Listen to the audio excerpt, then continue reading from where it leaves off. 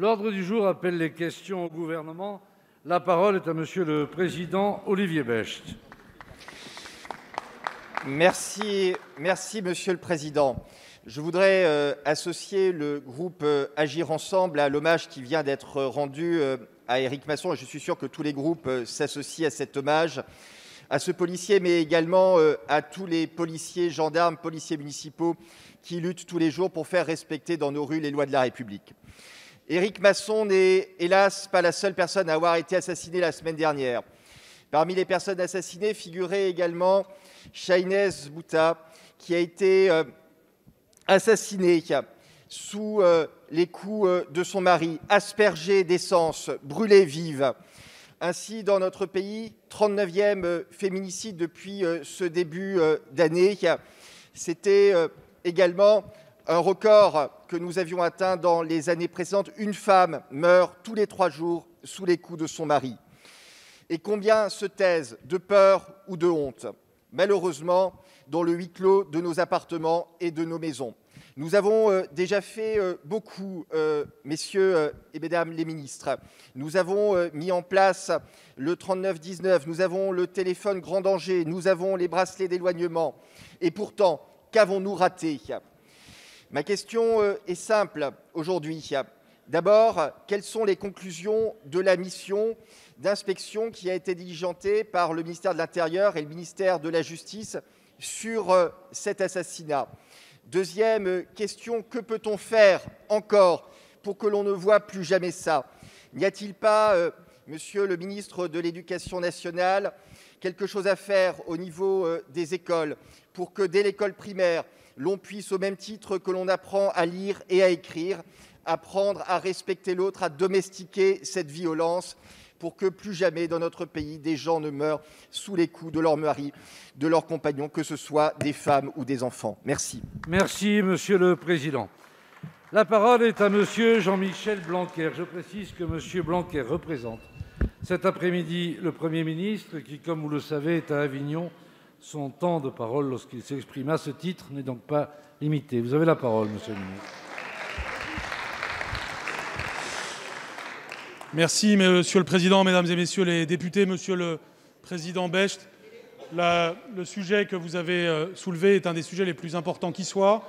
Et comme vous l'avez très bien dit, il est porté très fortement par le gouvernement, par Marlène Schiappa dans un premier temps, aujourd'hui par Elisabeth Moreno, de façon à la fois profonde et efficace.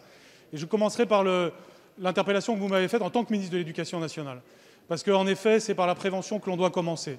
C'est toute l'action que nous avons menée depuis le début du quinquennat avec les ministres compétents pour que justement une série d'actions soient menées en matière d'égalité hommes-femmes, à commencer par la prévention des violences. C'est pourquoi j'ai préparé un texte sur cette question avec les ministres compétents qui, aujourd'hui, commencent à peine à entrer en vigueur, c'est vrai, mais qui a vocation à prévenir, notamment parce que c'est à l'école que l'on peut avoir en effet la prévention, non seulement par l'éducation des enfants, mais aussi par les signalements scolaires. C'est aussi un sujet sur lequel j'ai beaucoup travaillé avec le ministre en charge des violences, de la protection des enfants. Par ailleurs, une série de mesures ont été prises, vous les connaissez, mais je voudrais les rappeler ici, parce que malheureusement, en effet, elles sont dans l'actualité. Assurer la mise à l'abri des victimes de violences avec l'ouverture de 1000 solutions de logement et d'hébergement. Pour les femmes victimes, cela représente donc une réalité dès 2020, et il y en a 1000 supplémentaires en 2021. Il y aura donc 50% de places en plus pour les femmes victimes de violences cette année qu'en 2017. C'est évidemment un progrès très important et très concret. Un meilleur accueil des victimes aussi dans les commissariats et les gendarmeries. On sait très bien que ce problème est un problème majeur. Combien de femmes n'ont pas été prises au sérieux alors qu'elles signalaient un problème ? Et nous savons que la dernière victime, qui est malheureusement dans notre actualité, était connue comme une potentielle victime d'un homicide.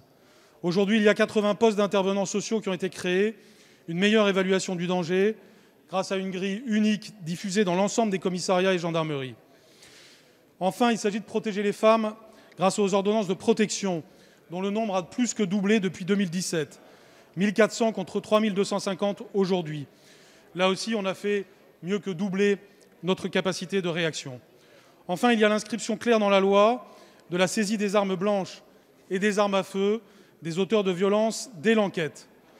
La mobilisation doit se poursuivre en la matière, car on sait que si on est efficace sur ce sujet, on évitera des crimes.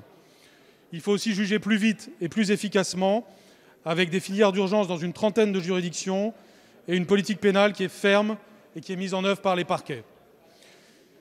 Il faut évidemment avoir recours aussi aux technologies nouvelles.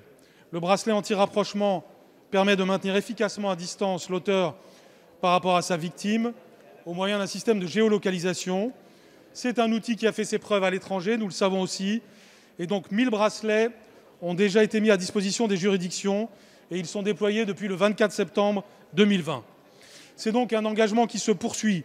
Ce sera le cas avec le passage à une ouverture 24 heures sur 24 du numéro de téléphone 3919 dès le mois de juin. Il faut lutter contre les violences faites aux femmes. C'est aussi donc lutter pour qu'il y ait plus de démarches pour mieux les protéger, la possibilité de déposer plainte dans les hôpitaux qui va continuer à se déployer au-delà de la cinquantaine de départements dans lesquels elle existe, de même que le recueil de preuves sans dépôt de plainte. Vous pouvez être assuré, Monsieur le Président, que c'est une des causes prioritaires de ce gouvernement, une cause qui concerne évidemment le ministère en charge de la question et donc le travail d'Elisabeth Moreno, mais l'ensemble des membres du gouvernement. Et en effet, l'éducation nationale est pleinement mobilisée sur cette question. Je vous remercie. Merci, Monsieur le ministre. La parole